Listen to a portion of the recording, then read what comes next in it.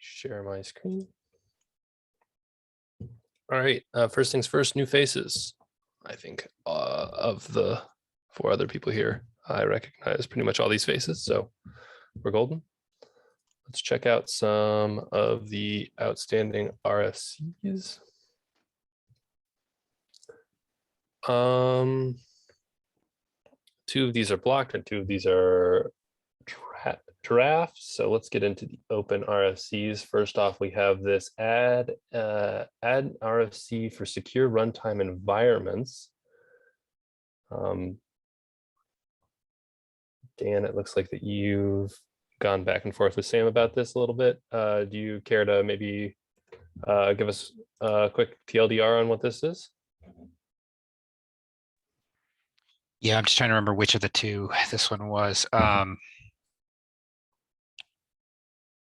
Yeah, okay, so this is the one where Sam's proposing that we strive to follow the Buildpacks RFC 85, which basically says that you can build and run a Buildpack image with different user IDs.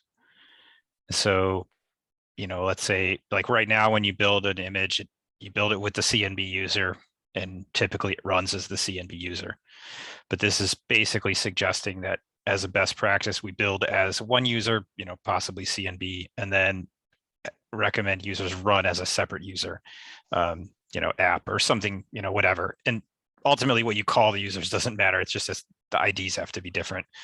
And the whole purpose of that and the whole security aspect of this is that when you run as a different user, that user can't go back and update binaries that were installed by the dependency. So if somebody wanted to, hack something into the JVM or change a config file, they couldn't do that because they wouldn't have access to write to those files. I think that makes sense. Is this as straightforward as us going into like our stack builds for like our runtime stack and just changing the name of our user? I'm not totally sure from the stack aspect what we'll need to change here. I haven't thought that through enough. I think from the Buildpack side, the big concern is just if there are things like execd processes that run or profile scripts that run that try to modify anything under /layers at runtime, then those are going to fail. The other area where I know we've seen this on the Java Buildpacks is if you have some dependency you install that tries to write to like the directory where it's installed or something like that, then that would fail because it would be installed under layers and layers isn't writable. Often, like where we've seen that is with logs, so some process will get installed and it'll try to write its logs to like the install directory /logs or something, which you can't do. And so in those cases, then you just have to track down what those outliers are and find some way to force them to write those logs to /temp or somewhere else. All right, I think that makes sense. It might be worth us coming up with some sort of, I guess, test stack so that we can run it against a bunch of our things and rule those out instead of having to move forward with it. Yeah, I was kind of thinking we should try to have like a plan for like what constitutes, validated or something like that, because it's one of those things where it's hard to check every last aspect of this. We could run it against our sample apps, and if they all work, then we could give it the thumbs up, but ultimately I don't know if there's a way to like fully exhaustively test that this will be okay. For sure, but then I think we just mark it as a limitation of the build packs or a feature. It's probably not a limitation, it's probably more of a feature. Security feature. Yeah. No, I mean, if something limitation. Right. If something does fail, we could say that. I guess I'm just saying, like, we should maybe have some ground rules for like what we consider like thoroughly tested. If that makes sense. Yeah, for sure. I think that was some of the comments I had left Sam. That was all. It was just kind of like trying to hash out a few more details on that. I think that's fair. All right. Is there any more comments that you'd like to make? Or anyone would like to make for that matter? All right.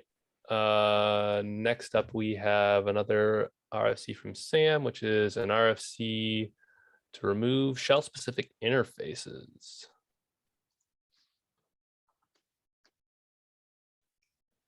This one could be a little bit more work. Yeah, so I read into this, and I had a discussion with Sam that sparked this RFC being made. I have some concerns about a couple of our build packs. I know for a lot of our build packs, we allow for, or I say a lot of, there are a subset of our build packs that we allow for configuration of the start command through environment variable interpolation. So like setting port environment variables and that sort of thing. That would obviously not work anymore with this. I have not done a significant enough amount of investigation with execd, but I know that profile D scripts, I believe that we write some profile scripts in Node Engine that do things like set certain node memory optimization levels. And those would have to be investigated as well. I think the conversion from profile D to exec D is pretty straightforward. The main difference is that with profile D, you have a script, and the script can do things like export environment variables that will exist beyond the life of the script. The exec D being a process that gets spawned, when that exits, everything it did is pretty much gone. And so there's a mechanism through exec D where you can export it environment variables. You kind of like return them back to the lifecycle, and then the lifecycle will set them for you when your app starts. So it does basically the same thing, but it works in a slightly different way. So you have to kind of think that through and just make sure that there's nothing in those profile D scripts that wouldn't work kind of in that new scenario. Just because it's a script, it can do like almost literally anything. But I do know that, well, I guess I shouldn't say no. I'm pretty certain that Heroku has some sort of build pack, like system build pack they're using to continue supporting dot profile. Dot profile is another aspect of this because some users might still expect that to work, and that I believe is going away as well. Yeah, I don't know that as a build pack we do anything for dot profile in particular. That would be something that would be in the application directory. We would write profile D scripts, but that's about it. Yeah, I kind of rambled a bit there. I was trying to just say that that's another aspect of this, is that if when this hits in the build pack tools, those profile scripts will start working as well. It's not called out in here, but it's probably something we should consider because a user right now could depend on one of those, and at some point it would just stop working. Yeah, I would maybe like to reconsider making make this more of a, if you can make a direct process, you should sort of scenario. I need to read RFC 93. Yeah, the recommendation is if you need to continue using like shell like behavior, is that you should do a direct process and then wrap that in a call with bash-c or something to that effect. So basically your direct process would be bash, and then you would use bash to run the command that you were previously running without direct. That's a little unfortunate because bash-c doesn't necessarily behave identically to anyway. Yeah, it's kind of punting some of the odd behaviors that I think they had with the non-direct process types to the build pack author. Definitely something to be wary of. All right, I think this is something good to look into and definitely should examine RFC 93. Any other comments on this? I'm not certain on this I'm not certain on this what the options we have are. I feel like this is approached as like, hey, we should do this, and like there's a possibility that we could ignore it. But my understanding was that that stuff is going away in build packs, and so like at some point, like we're kind of forced to do this. Yeah, I like I said, I haven't gotten to really dive into this. Are they planning on removing like non-direct running as an option from processes? Looks like it is. That's my understanding. Yeah. Okay. Yeah, in that case, then this definitely is much more of a, hey, this is something you need to move to, less of a thing that you should move to. All right. Well, I encourage people to take a look at this and check out RFC 0093. So, all right, let's go on to this last one. This will be brief because I put it up yesterday and it does not apply to everyone. This is an RFC to convert buildpack YAML to environment variables for PHP. Obviously, I am not intending to do a whole presentation on the thing. I think that PHP maintainers, anyone interested, can take a look. I would say a couple of things that are worth calling out. We have sort of PHP server here, which there is a larger discussion that Dan and I have been having about whether or not this should continue to be a thing, and instead we should enable this through effectively multi-builds in PHP. So like if you want Nginx as your server, you do, pack build -b Nginx -b PHP, and through the build plan you get provided Nginx, and the build pack knows that it should be running with like PHP Nginx. I think that's a larger discussion than this particular RFC, and so it probably shouldn't be made in this one, but it is called out in sort of the overarching issues. Another two things that I would call out is I have been very generic with the name of these session store services. So it's Redis and Memcached as opposed to PHP Redis and PHP Memcached.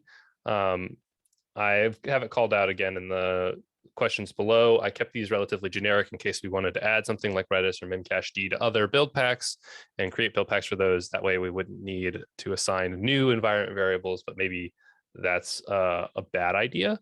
I can't quite figure out why it would be a bad idea, but maybe it is. So, if someone can figure out why I'm wrong, then that would be great. I have a removal of a field entirely because there's no reason to support it. And then, for the most part, that's pretty much it. So if this is something that's interesting to you or you have a vested interest in PHP, you can take a look at it. While we have Dan here, I guess I left a comment earlier on this asking about the build pack YAML, like if we want to even some of the build packs that we're going to do in the rewrite for the PHP work are going to be completely new, and do we even need to worry about having like backwards compatibility with the build pack YAML, or can we just exclude it completely? And I think I've talked myself down from that, and I'm fine with including like a warning if anybody uses build pack YAML, but I just wanted to see if there's any other thoughts there of just like not including build pack YAML support in the new build packs. Are we calling it out right now and the existing build pack has deprecated? I don't think so. I would suggest that maybe we take that as a first step. That way people start seeing it. And then we can take what's probably the easier path of just not worrying about it in the rewrite. If we deprecate it now and give people notice, then at least they'll kind of know that it's coming, and we can maybe have the migration guide, or something when that comes out. Okay, so do you That's want a to good idea.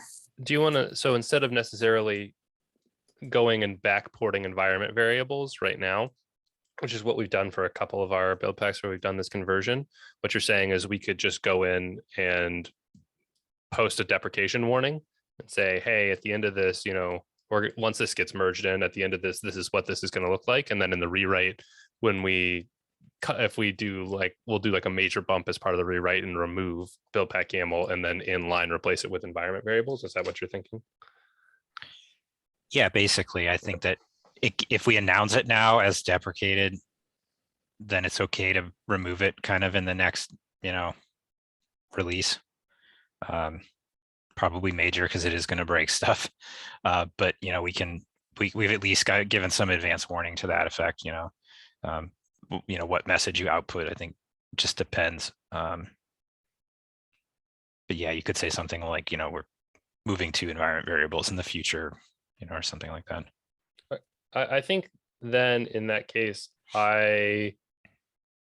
we should, Sophie, I can talk to you about how we should put that into like some form of issues around this. Definitely. I really like this idea. It would be really nice to not have to worry about that in a new set of build packs at all. Yeah, we can talk outside of this meeting if you want, or I can just file issues to add deprecation warnings. I can just take that action item. Cool. Sounds great. Cool. We might want to add some sort of check to in the new build pack to just look for the build pack Tom or YAML and emit like a fast fail warning or something. I don't know. It would be friendlier. It's kind of possibly a stretch, but maybe something to consider. So currently right now, the way that we're doing it in like Node.js is that we're accepting both formats. And then if you are using Buildpack YAML, we print out a deprecation warning. Okay. But we continue to work. After the major release, we're just planning on completely cutting up Buildpack YAML support. Yeah. And maybe continuing to have a warning. I can't remember. I'd have to go look at the verbiage in our build pack, but maybe having some warning that's like, hey, we don't do this and then failing. Are you proposing that we don't necessarily need to have a sort of dual support? Yeah, I think I was just trying to catch the case where someone doesn't see our deprecation notice, keeps using it. We don't want them to build an image that suddenly just doesn't take any of their settings into effect. So failing fast, forcing it to fail if they're still including that file would be a way to kind of prevent that scenario. Yeah, and then you could support that for, I don't know what. I think that's fair. Right. Yeah, and then after a while, you could yank that out, but yeah, it would just catch some cases and be a little friendlier. For sure. All right. Do we have anything else we would like to talk about on this? All right. And with that, I think we're done with the RFCs. We can get into the project updates. So project updates, adding SBOM support, beginning with Node.js, which is, from my understanding, near completion. And then we're moving on to Go shortly after that. And then we've released a version of .NET 6 support, like the latest .NET build pack has .NET 6 in it. As you can see, we're preparing for PHP rewrite, trying to get these environment variables sorted. And there's a quick log for J2 update here.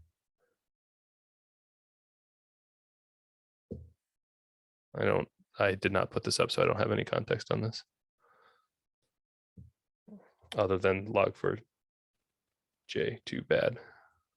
Oh, did you? I'm sorry. I just put it in here because a lot of people are asking about it. The the general statement where we're telling people, the build packs are written in Go, so they're not infected by this. Some build packs could potentially install things that are affected by this. I don't know of any Paketo build packs that are doing that though. All of the Paketo build packs are installing components that should be safe from this. So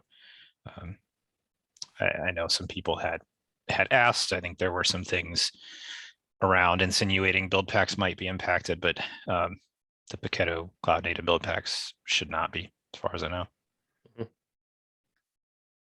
That was my understanding as well. I have Docker Hub publishing as an org. Yeah, this is kind of just an FYI. If anyone has any clues on this, I'm trying to track it down. Docker Hub has this thing, I guess, where when you publish an image, if you're part of an org on Docker Hub, you can make it so instead of saying authored by an individual, it'll say authored by that org. And so it kind of just makes the images that you're publishing look like they come from the organization instead of from a particular person that's publishing it or bot that's publishing it. And right now, the Paketo build packs images get published from our CI bots that are pushing those images. And so I was just looking in to see if there's a way that we can make it to publish from our org instead. And I just am having trouble figuring out what Docker Hub is using to link those two together. So if anyone's done that before or has any insights into that, shoot me a message. I would appreciate it. I looked at this really briefly and I did not get very far. So you probably have a lot more context than I do at this point. The only thing I could see in the example that you had sent in that other thread, I think it was the Bosch CLI image, was that they all get pushed to Cloud Foundry / whatever the image is called. I don't know if we're going to be able to get our do our images need to be under the Cloud Foundry repo title in order to show up with the metadata that you want? Because right now everything is Paketo Buildpacks / .NET Core. Would it need to be Cloud Foundry / .NET Core in order for it to actually have that stamp? I don't know. That's the only thing I could really see. When you click on the buy Cloud Foundry little thing, it looks like everything under there has Cloud Foundry / Yeah, that could be possible. I'm so sorry. My apartment buzzer is going. I'll be right back. That's all right. Sorry about that. Yeah, it kind of makes me wonder if that is the case. I don't think we want to be publishing stuff under Cloud Foundry /, but maybe it's something where we can look into a Paketo specific org, so that it's coming from our org instead of a particular bot. I think it's a pretty nuanced thing, but one of the users in the community was asking me about that in particular because apparently his company has some restrictions on what images they can use. And those images have to come from a company or organization, not from individuals. Which I get. Yeah. I think that's fair. Just be something we can look into. Yeah. Does anybody know if there's a way to use the Docker CLI to get metadata about the image? Maybe the Docker inspect or something, just to see if there's any extra metadata on the Cloud Foundry org associated images that we could possibly publish with. Maybe not through Docker CLI. You might be able to use Crane or something like that. Right. Maybe I can maybe look into that and see if there's just a little something we can push with that would get it into the right org. But off the top of my head, I have no idea. Yeah, I was kind of wondering that too. Is there some, Docker Hub specific metadata you have to stick in there or something? Yeah. Okay. Well, thanks. Appreciate it. And finally, libcnb v2 updates and questions. I think the first thing to call out is that I believe there's a build pack authors tooling sync this Friday. if I've done my math right. The only other thing to call out is that I was very busy last week and put in a couple of PRs.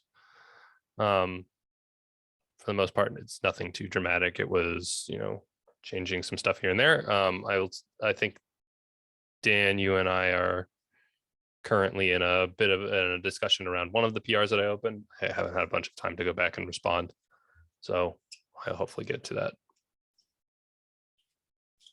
Cool, sounds good. I think Sam merged the other ones you had opened already, right? Yeah. Yeah, cool. All right. Do we have anything else that we would like to add? Because we're at the bottom of our agenda. All right. In that case, have a great rest of your week, y'all. Thanks. Bye-bye. Bye, everyone.